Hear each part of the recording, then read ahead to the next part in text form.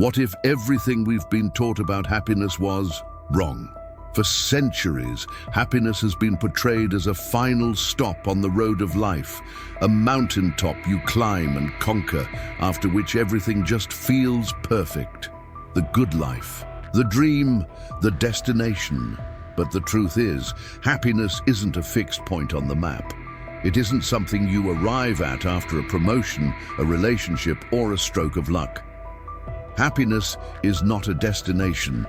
It's a journey, a dynamic process, a subtle dance between how we think, how we feel, and how we live. Imagine chasing the horizon. No matter how far you walk, it keeps moving further away. That's the trap of viewing happiness as a finish line. It keeps slipping, just out of reach, always depending on the next big thing. More money, more status, more achievements. But science and life tell a different story. Real happiness doesn't come from ticking off boxes. It comes from how we move through life, not just where we're going. It's about the moments in between, the unexpected laughs, quiet joys, the sense of meaning we feel when we help someone or overcome a challenge. In fact, some of the happiest people in the world don't have what society calls success. What they do have is a mindset, a way of relating to life with appreciation, resilience, and presence. So why do so many of us get stuck in the myth? Part of the answer lies in culture.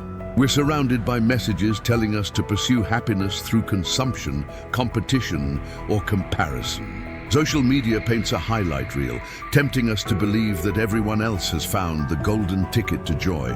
But when we look closer, we realize most people are still figuring it out, just like us. Happiness is quieter than we think. It whispers in moments of connection, growth, creativity, and rest. It emerges not from perfection, but from embracing imperfection, from learning to ride the waves of life rather than trying to control the ocean. And so, the path to fulfillment begins not with searching for happiness out there, but with cultivating it from within. As we continue this journey, we'll explore what psychology tells us about the building blocks of happiness, what truly makes life feel rich and meaningful. We'll learn how to shift from chasing joy to creating it, one thought, one habit, and one experience at a time. The road to happiness isn't a straight line. It's winding, unpredictable, and beautifully human. But here's the good news: you're already on it. If happiness is a journey, then psychology is the compass helping us understand the path. In recent decades, a powerful movement in psychology has shifted the focus from what's wrong with us to what makes life worth living. This is the heart of positive psychology, the scientific study of human flourishing. Positive psychology doesn't ignore suffering. Rather, it recognizes that happiness isn't just the absence of pain. It's the presence of purpose, connection, gratitude, and growth. Let's explore a few of the essential elements that science tells us contribute to a deeply fulfilling life. First, there's gratitude.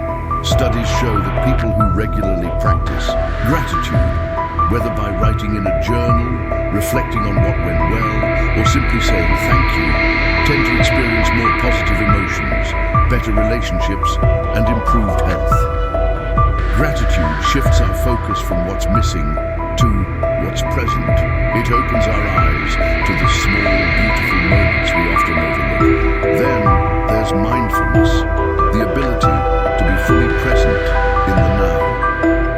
In a world addicted to speed and distraction, mindfulness invites us to slow down, to breathe, to notice. When we practice mindfulness, we learn to experience life more vividly. We become less reactive and more intentional. Research has shown that regular mindfulness and meditation practice can reduce stress, increase resilience, and enhance our overall sense of well-being. Next, we turn to optimism, not blind positivity, but a hopeful outlook grounded in reality. Optimists aren't naive. They just choose to believe that challenges can be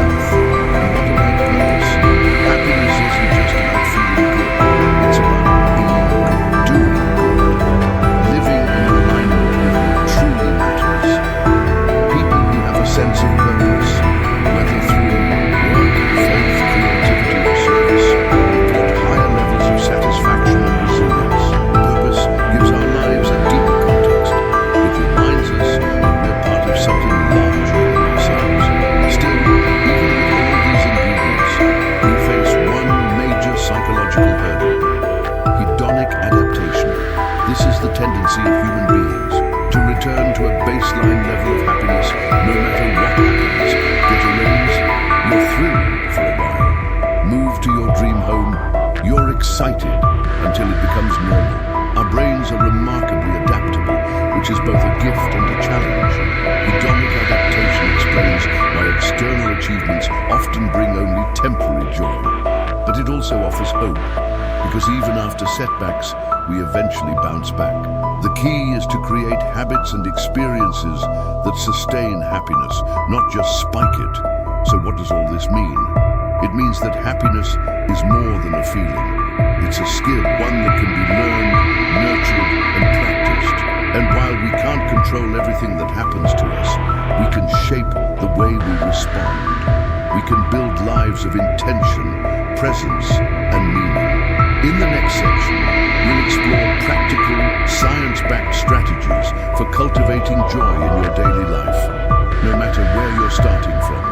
Now that we've explored the science behind happiness, the next question becomes, how do we actually put it into practice? Happiness isn't something that just happens to us.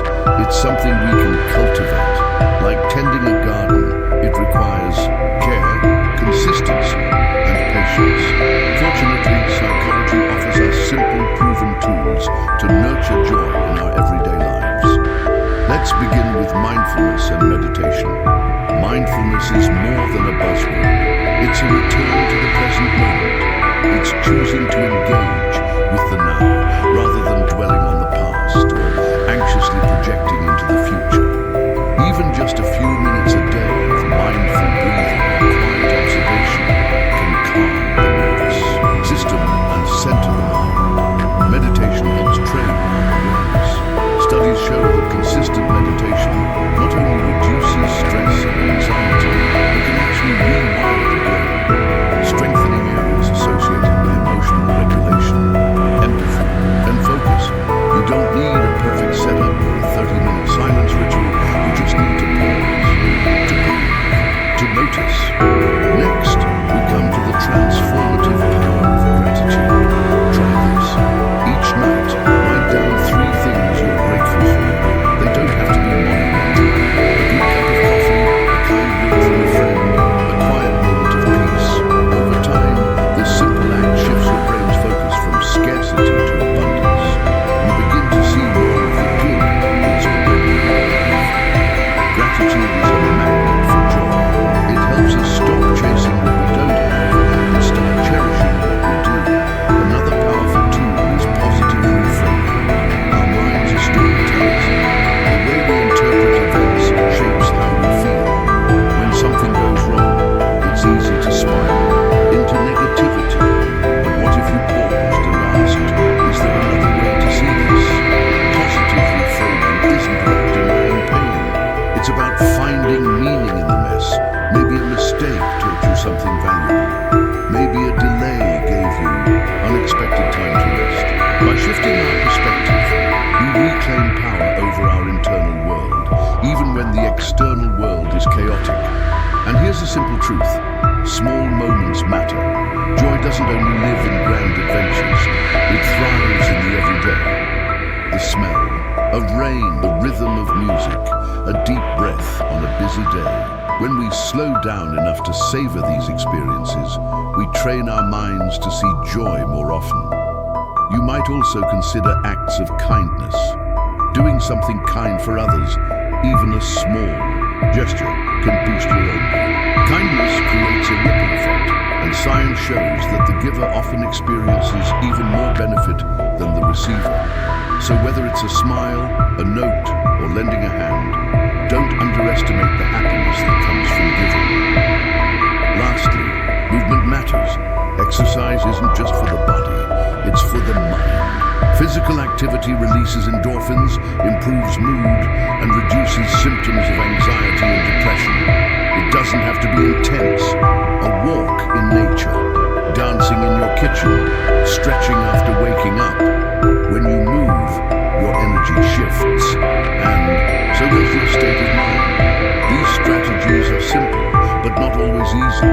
They require intention. But the beauty is, they're available to everyone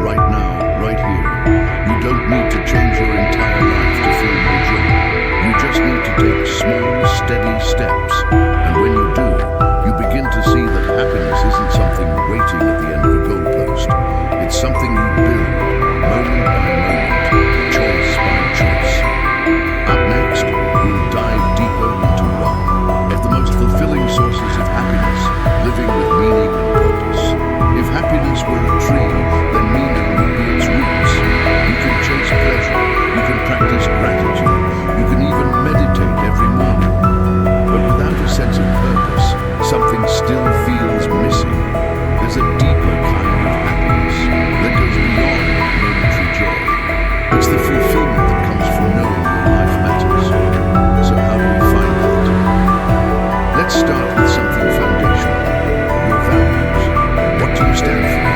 What principles guide your decisions? Your values are the compass beneath your actions. When your life aligns with your values, you feel authentic, energized, alive. But when you're constantly acting in ways that contradict them, it creates tension, an invisible weight that drags you down. Take time to reflect. Are you living according to what you truly care about, or simply going through the motions? Sometimes we chase goals because they look good on the outside, but if they aren't connected to what's meaningful to us on the inside, they leave us feeling empty. The path to purpose begins by rediscovering what truly makes you happy. This brings us to passion. What activities make you lose track of time? What subjects or hobbies do you keep coming back to, even when no one's watching? Passion isn't always loud or obvious. It doesn't have to be your career. But when you engage with the things that genuinely excite you, you reconnect with your essence. Don't wait for permission. Don't wait for the perfect moment. Follow the sparks. And as you do, look outward too. Contribution is one of the most powerful paths to meaning.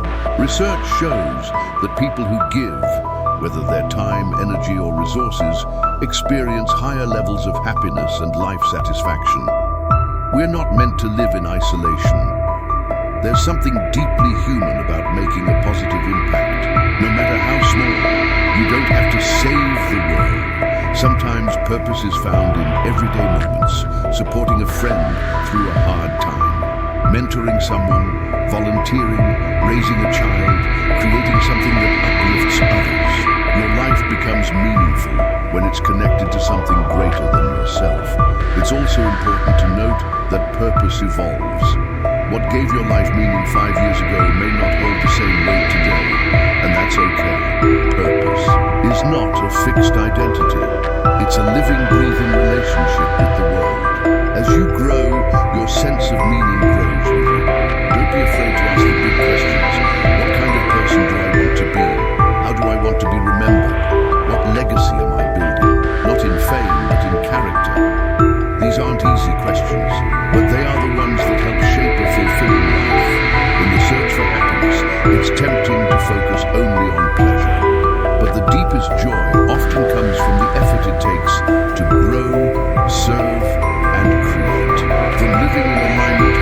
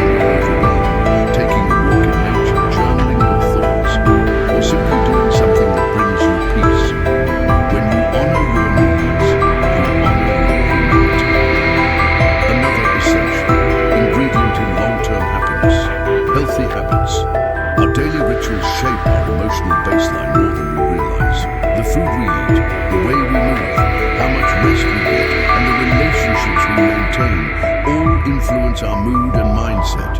Regular exercise boosts endorphins, sharpens focus, and reduces stress.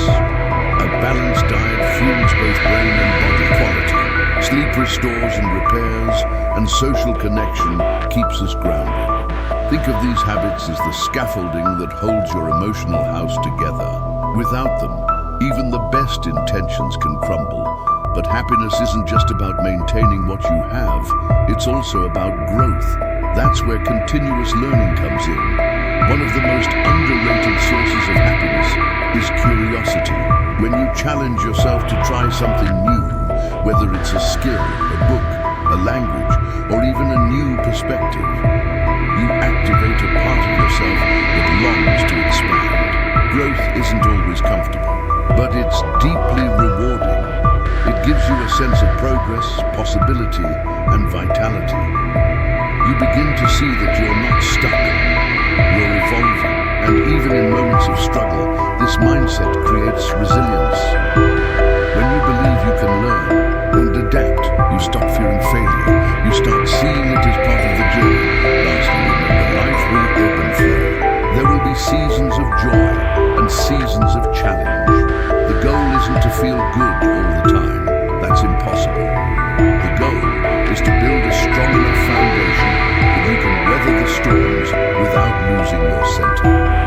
Happiness is not a constant high. It's the quiet confidence that no matter what comes your way, you have the tools, the mindset, and the heart to keep moving forward. So take a deep breath. You don't need to have it all figured out. The path to fulfillment is not a race. It's a rhythm, a dance, a relationship with yourself and the world. You are allowed to take your time. You are allowed to change. You are allowed to come back to joy again and again. Because in the end, happiness isn't about finding something. It's about becoming someone. Someone who sees the